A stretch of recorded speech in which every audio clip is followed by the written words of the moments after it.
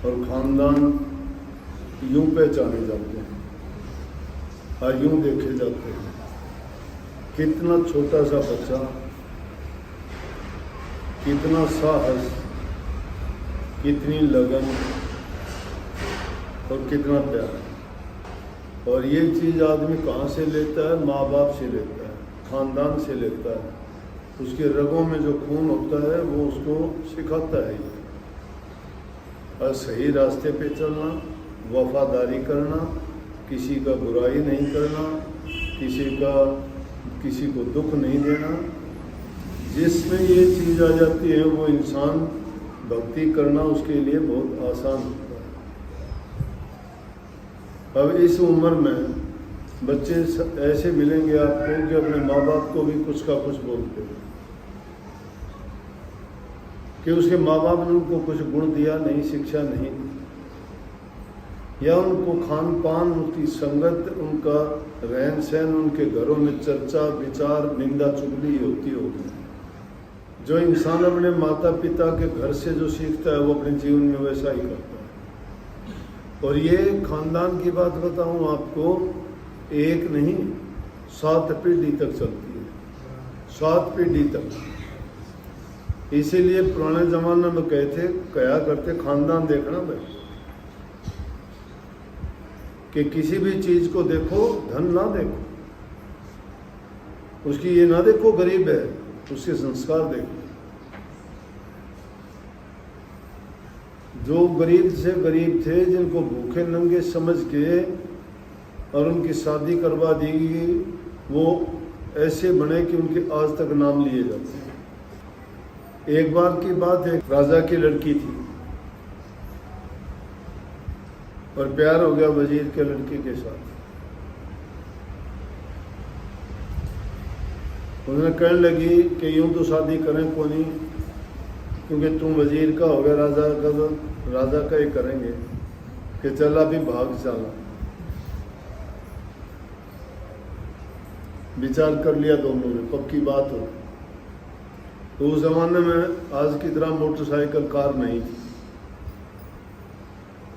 उन्होंने बोले कि ऊंट खड़े हैं हमारे, अब ऊंटनी से ऊंटनी ले आइए, खोल लिया और उस पर बैठ के बजा देंगे ऊँटनी, दिन निकलेगा इतना हम बहुत दूर जा जाएंगे। अगर कोई तलाश करेगा तो भी नहीं टो पाओगे।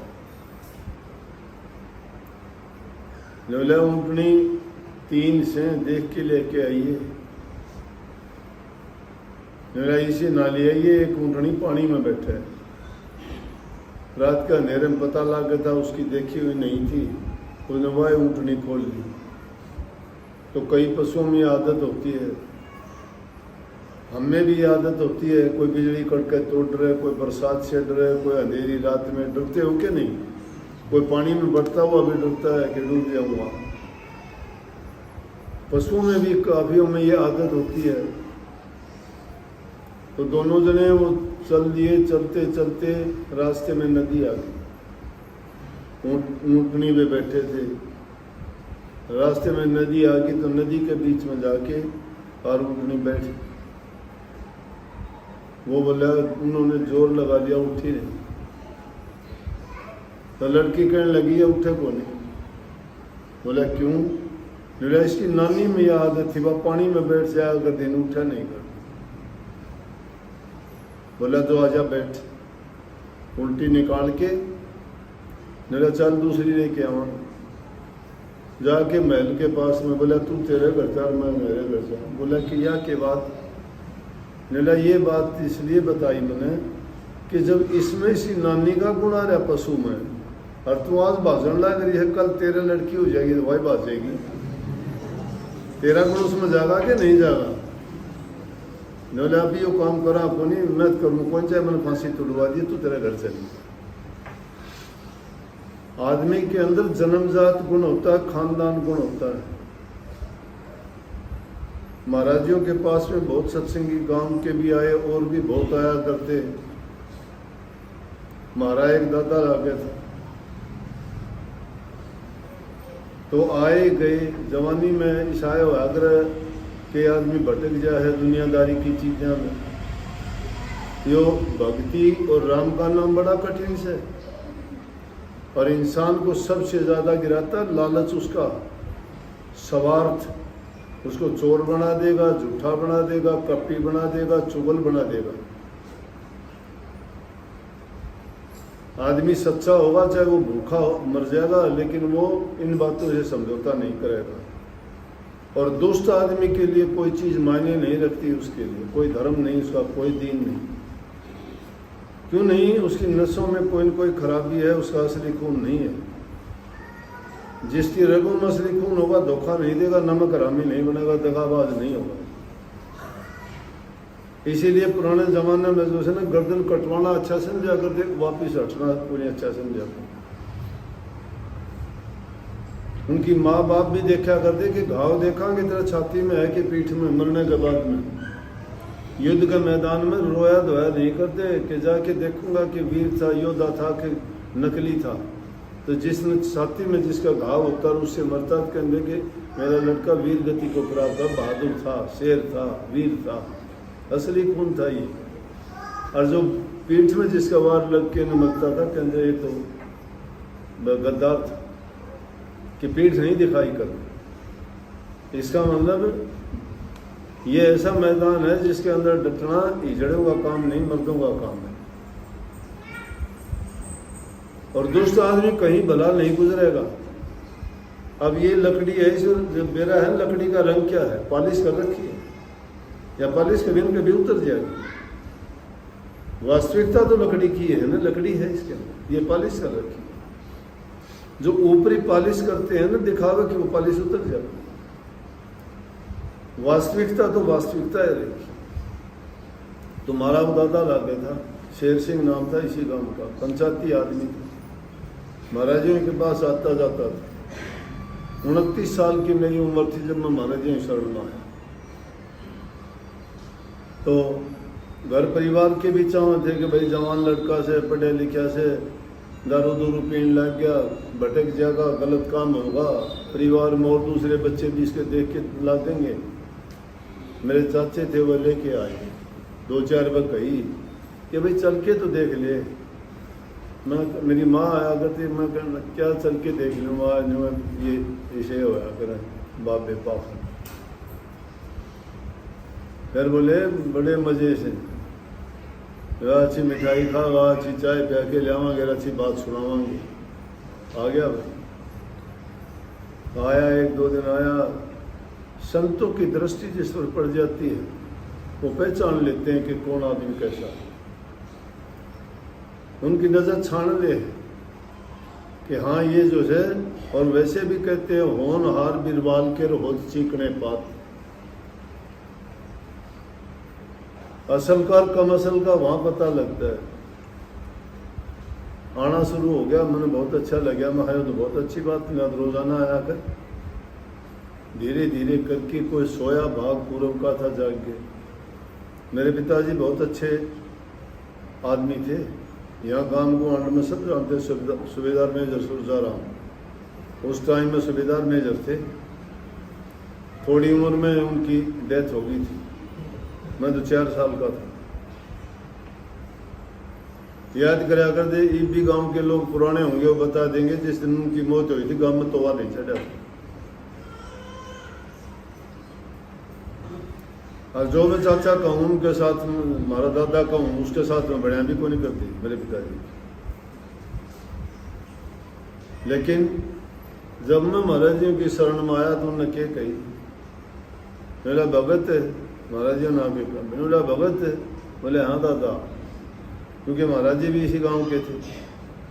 ने बोला कि इब का काम बन गया तेरा, सही काम। बोला कि बोला यो लड़का से नहीं, यो खानदानी लड़का है, धोखा नहीं दो। इसलिए मैं यह बात कही कि जो असल हो से वो असल हो से। छोटा सा बच्चा, किसी ने दर्द की पूछी, मेरे तकलीफ से, मेरे यो को नहीं, मेरे वो को नहीं, उस लड़के ने कही मैं शब्द गाऊँ। इतनी संगत में एक लड़के ने ये बात करी, मैं शब्द गाऊंगा। और मैं जो बोलूँ ये अपने हिसाब से बोलूँ। अरे आप लोग आते हो सत्संग के लिए, आते हो सत्संग में आके अगर सत्संग का गुण नहीं अपनाया, सत्संग में क्या पाया भाई? उसकी आवाज में कितना दर्द था, कितनी तड़फ थी, कितना। बिना तड़फ के, बिना प्रेम के, बिना विरह के इंसान गा नहीं सकता। नेक इंसान अच्छा आदमी होगा, गुण करे ये आदमी गुण ढूंढेगा जाके कहीं भी जाओ। दुष्ट आदमी होगा, दुष्टता करेगा चाहे कितने जाए, कहीं भी जा लो। दुष्ट आदमी, नीच आदमी नीचता करेगा।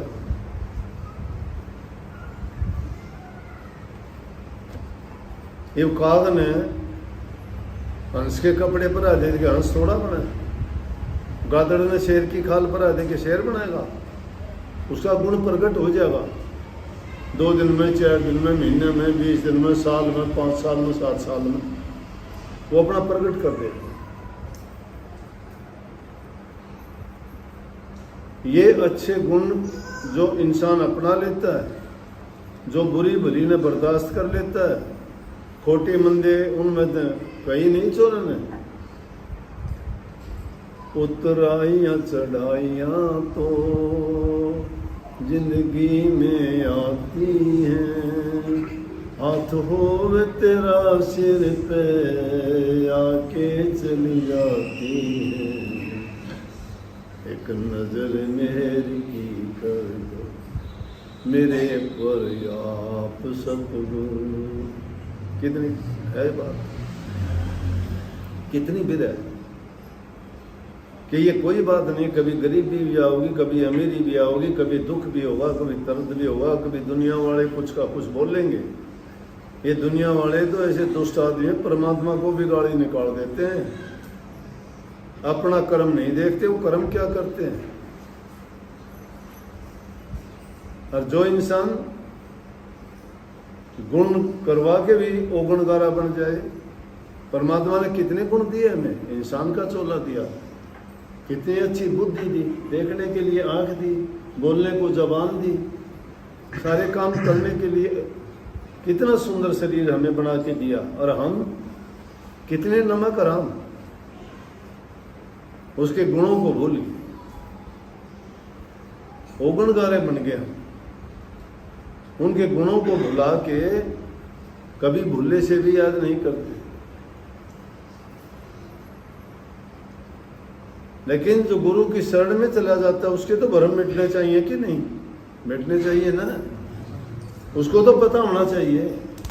लेकिन दुष्ट आदमी आओ सत्संग में और उनका अकलते नहीं।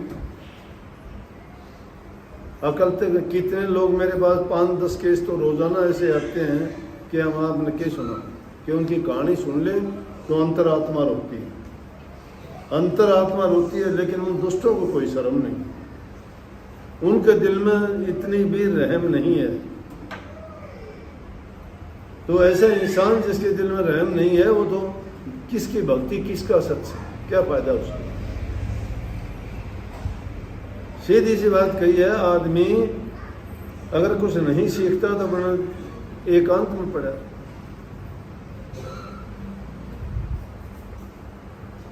क्यों? कम से कम लोग ये तो नहीं कहेंगे कि ऐसे आदमी भी सत्संग में आते हैं। सत्संग किसी को चोर नहीं बनाता, ठग नहीं बनाता, लुटेरा नहीं बनाता, निंदक कपटी नहीं बनाता। कौन सा गुरु सिखावे से? बोलो, किसी गुरु ने बताई किसी को ये बात है?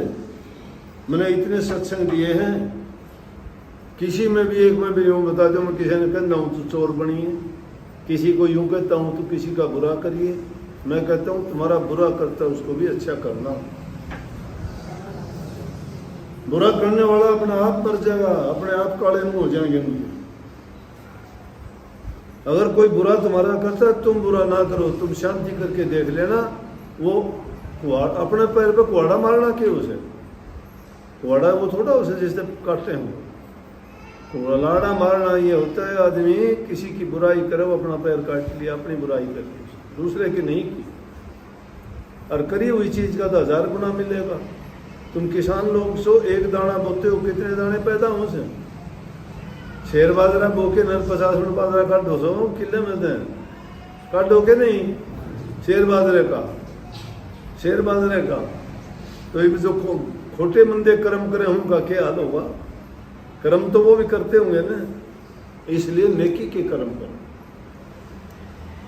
सत्संग कोई नहीं, सत्संग तो छोरा कर गया, फिर सबके सामने खड़ा होकर सबूत दे गया कि देखो अगर सत्संगी हो तो समझो ऐसे भाव मेरे जैसे, ऐसे भाव बनाओ। पूछने लगा आरती बेनती याद नहीं, चुगली करने में तुम्हारा दिन लगे रहो कि दे फोन ना बकवास करो कि मैं मन में हुआ है झूठी साची। चुगली करते हुए भी को देख भाई, न्यू ना करिए, न्यू ना करिए, रिकॉर्ड ना करिए।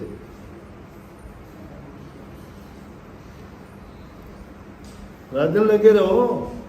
एक घर में 10 आदमी से 200 आदमी फोन में लग के बैठे रहे, कोई भक्ति भाव की कदे बात नहीं, सुमन की बात नहीं, ध्यान की बात नहीं, अभ्यास की बात नहीं।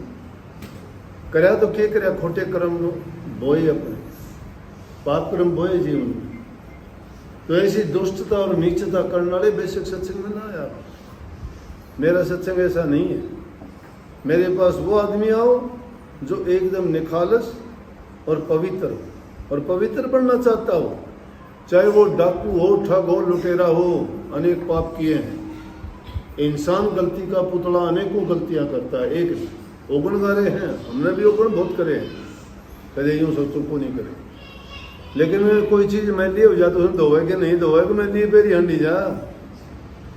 जो ओगण किए उन ओगणों को साफ करने के लिए भक्ति रूपी चीज है तुम्हारे पास, उससे अपने ओगणों को धो डालो। जो इंसान नाम भक्ति करता है, गुरु भक्ति जानता है, प्रभु के नाम का सुमन चिंतन भजन करता है, वो अपने पाप भी धो डालता है और अपने भविष्य को भी उज्जवल बना लेता है।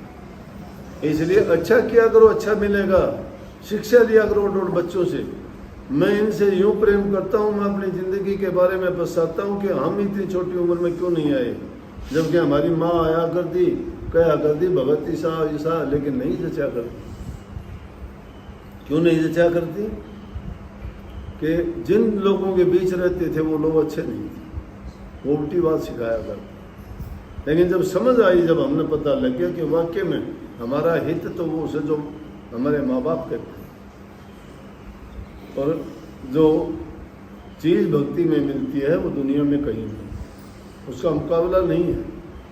आदमी के पास टाइम है, उसमें चाहे दुष्टता कर लो, नीचता कर लो, चाहे पाप कर्म को करेगा, वो अपनी जिंदगी में कांटे बोता है, वो बर्बाद होगा। लेकिन बर्बादी और बुराई करने को भी आदमी कुछ नहीं कहता, उसको 1000 गुना लगेगा। एक तो उसका पाप, दूसरा वो बोले नहीं कुछ भी उसका पाप। बच नहीं सकता कोई अपने कर्म से, लिखवा लो मेरे से, ये मैं गारंटी की बात बताता हूँ। लेकिन जो गुरु महाराज की कृपा से वचन सुन के उनको अपना लेता है, जीवन में उतार लेता है, तो वो दुख भी नहीं पाता। इतने लोग इसे दिखा दूंगा, यूँ कहेंगे जी आपने बड़ी कृपा करी, हमारा घर बसा दिया, हमारा जीवन बना दिया। कितने लोग उनके पाप खुद ओढ़ के अपने सिर लेके उनको बरी कर दिया कि जाओ तुम्हारा पाप मेरे लायक जाएगा, तुम शांति से रहो। अच्छा करोगे परमात्मा देखता है, वो लेख लिखे है सबके। इंसान का बस का हो तो पता नहीं के का के करे। कभी माँ का दूध पी के दूध ना ले जाइयो, किसी का नमक खा के नमक हरामीपना ना करियो, और गुरु से ज्ञान लेके गुरु से गद्दारी ना कर दियो, नहीं छोड़ नहीं मिलेगी नरकों में।